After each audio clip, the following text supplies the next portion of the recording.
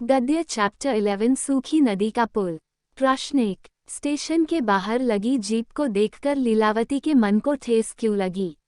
उत्तर। लीलावती को यह आशा थी कि मुझे लेने गांव से बहुत लोग आए होंगे, लेकिन गांव के सभी लोगों की जगह केवल भैया, भतीजे, सुरेश, नरेश और एक अपरिचित को देखकर वो कर्तव्य विभोर हो गई। अपनी आगवानी में इन सब को आया देख लीलावती को ऐसा लगा जैसे सूखी प्यासी धरती पर बादल बरस गए हों, क्योंकि उसे उम्मीद थी कि उसकी आगवानी में वही गांव की पुरानी टप्पर वाली बैलगाड़ी या ओहार वाली बैलगाड़ी आई होगी। लेकिन बदलते समाज के बदले वातावरण से वह खिन्न थी, उसे इसी कारण ठेस लगी। प्रश्न 2। गांव शहर से किस प्रकार भिन्न होता है?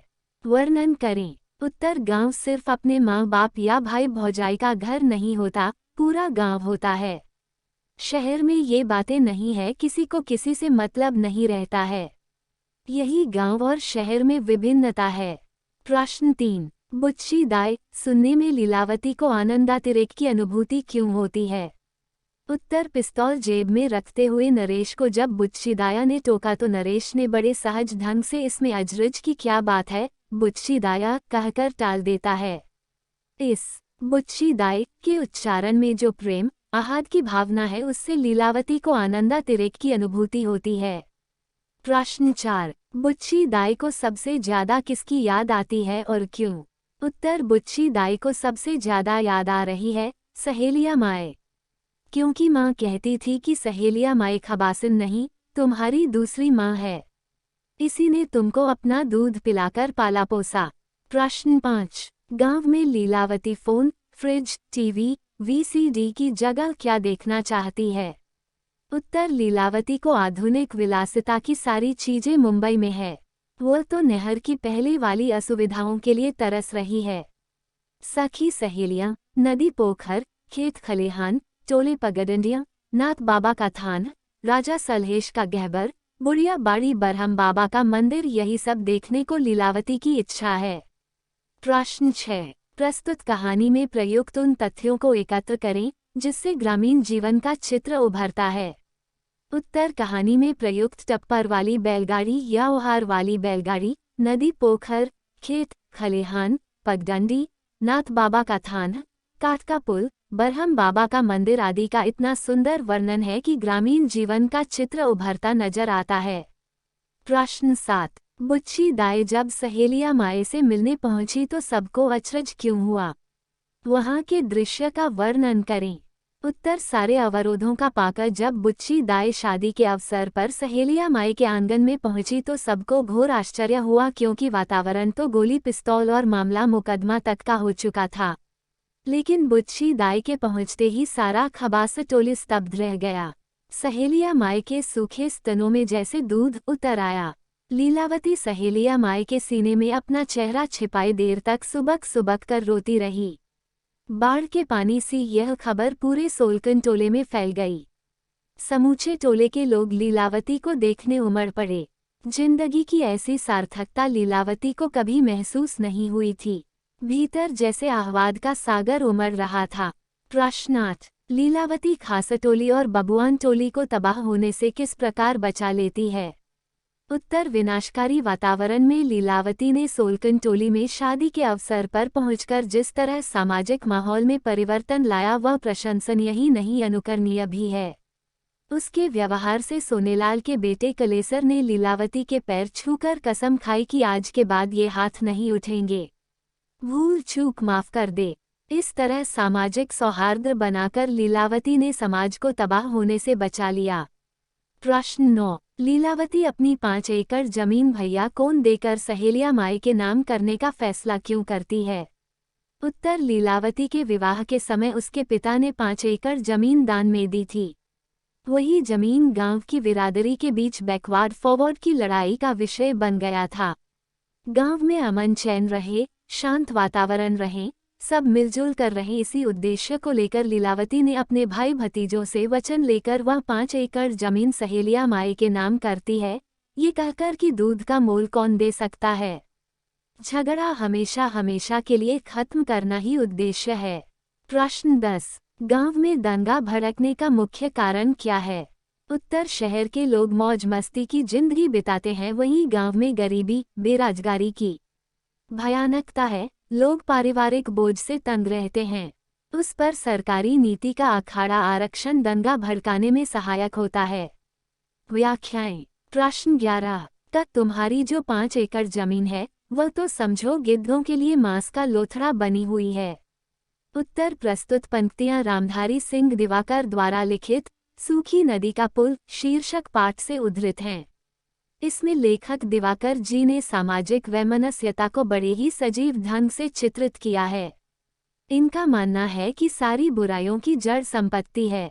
इससे असंतोष बढ़ता है, वैमनस्यता आती है, लोग मार काट करते हैं, आपसी भाईचारा समाप्त होता है। इस प्रसंग में लीलावती के भाई द्वारा पिस्तौल रखने के सवाल पर उनके भाई का ये कथन समय ही ऐसा आ गया है बुच्ची दाए, अपनी सुरक्षा के लिए ये सब अब रखना पड़ता है। गांव अब पहले वाला गांव नहीं रहा। जब से आरक्षण लागू हुआ है बैकवर्ड फॉरवर्ड की दुर्भावना बुरी तरह फैल गई है। गांव में जातियों के अलग अलग संगठन बन गए हैं, निजी सेनाएं हो गई हैं। जमीन जायदाद को बचा पाना मुश्किल हो गया है। तुम्हारी वाली 5 एकड़ जमीन है वह तो समझो गिद्धों के लिए मांस का लोथड़ा बनी हुई है, इसी संदर्भ को दर्शाता है। खत समय ही ऐसा आ गया है बुच्ची दाए, अपनी सुरक्षा के लिए ये सब अब रखना पड़ता है। गांव अब पहले जैसा गांव नहीं रहा। उत्तर प्रस्तुत पंक्तियों रामधारी सिंह दिवाकर द्वारा लिखित सूखी नदी का पुल शीर्षक से उद्धृत हैं। इसमें लेखन ने लीलावती द्वारा उठाए गए प्रश्नों का बड़ा ही तुलनात्मक विवरण प्रस्तुत किया है। लेखक ने लीलावती के द्वारा अपने भाई के जेब में रखे पिस्तौल को देखकर बड़े आश्चर्य की बात बताई है। उसे दुखद आश्चर्य होता है कि पहले जहां मेरे भैया खादी का कुर्ता पहनकर सभ्य बने रहते थे, अब उस खादी के कुर्ते में पिस्तौल गया है। गांव समाज देश कहाँ जा रहा है। इसी संदर्भ में भैया ने लीलावती को गांव की बदहाली के लिए राजनीति दलों द्वारा बैकवर्ड फॉरवर्ड की कड़ी भर्त्सना करते हुए पिस्तौल रखने के कारणों से अवगत कराया है। गत सूखी नदी का पुल। पिछली बार आई थी तब नदी में पानी था और सीमेंट की पुल की जगह काठ का पुल था, कठपुल्ला। नदी सूख गई है, अब रेत ही रेत, रेत की नदी। उत्तर प्रस्तुत पंक्तियां रामधारी सिंह दिवाकर लिखित सूखी नदी के पुल से उद्धृत हैं। इसमें लेखक ने गांवों में आए बदलाव का बड़ा ही मार्मिक चित्रण किया है। लेखक ने उदाहरण देते हुए बताया है कि लीलावती तो पहले स्टेशन पर बैलगाड़ी के बदले जीप देखकर हक्का बक्का हो गई। फिर जीप में बैठकर लीलावती दोनों तरफ के भूले बिसरे टोलों मोहल्लों को पीछे की ओर भागते हुए रूप में देखती रही। तभी नदी पर सीमेंट का पुल आ गया जो उसके समय में काठ का पुल था। बड़े आश्चर्य में लीलावती ने अपने उदास मन को इस बदलाव से अवगत कराती है कि मैं जब पिछली बार आई थी तो नदी में पानी था और सीमेंट की जगह काठ का पुल था, कठपुल्ला। अब नदी सूखी हुई है और सीमेंट के पुल बने हुए हैं। सारी चीजें बदल गई हैं।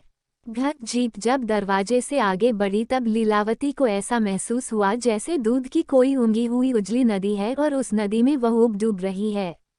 उत्तर प्रस्तुत पंक्तियां रामधारी सिंह दिवाकर द्वारा लिखित सूखी नदी का पुल शीर्षक से उद्धृत है।